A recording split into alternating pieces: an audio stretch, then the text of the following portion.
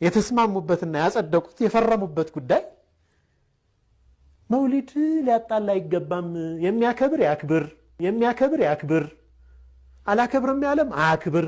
አንዱን ግን ማውገዝ አይችልም። ሁለቱም አቋሞች እስልምና ውስጥ ተንጸባርቀዋል። ሱብሃንአላህ። እነዚህ ትልልቅ ዑለሞች የሚላቸው እነ አልባኒ፣ ፈውዛን፣ ዑሰይሚን እንዳይመስሏችሁ። የኛው የኢትዮጵያዎቹ እንደነ ሐሰን ታጁና የመሳሰሉት ያሉት ነው ይህንን ስምምነት ተሰብስበው የፈረሙት። አላሁ ሙስተዓን። ከመቼ ጀምሮ ነው ሸሪዓ በሰዎች መስማማት መደንገግ የጀመረው? የተስማሙበትን ነገር ሲገልጽ የሚያከብር ያክብር፣ የማያከብር አያክብር። ሱብሃንአላህ። ወንድሞቼ ሁለት ሐቅ አለ እንዴ? ዲን ላይ ሐራምን ነገር የፈለገ ሰው ይስራ የፈለገ ሰው ይተው ይባላል እንዴ? በመቀጠል ምን አለ? አንዱን ማውገዝ አይችልም። ማለትም አህለ ሱናው ማንን ማውገዝ አይችልም? አህባሾችንና የመሳሰሉት የጥመት አንጃዎችን ማውገዝ አይችልም። እነሱ አህለ ሱናውን ማውገዝ አይችልም ብለው ተስማምተው ፈርመውበታል። ሱብሃነከ ያ ረበና። እዩ እንግዲህ ኢኽዋኖች ምን ያክል የዲን ጠላቶች ምን ያክል ዲንን እያፈረሱ እንዳሉ በዚህ ብቻ መረዳት እንችላለን።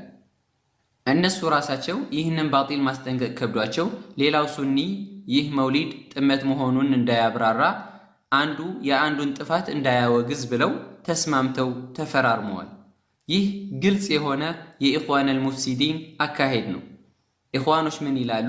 በተስማማንበት እንስማማ፣ በተለያየንባቸው ነገራቶች ደግሞ ዑዝር እንሰጣጥ ይላሉ። ነዑዙ ቢላህ።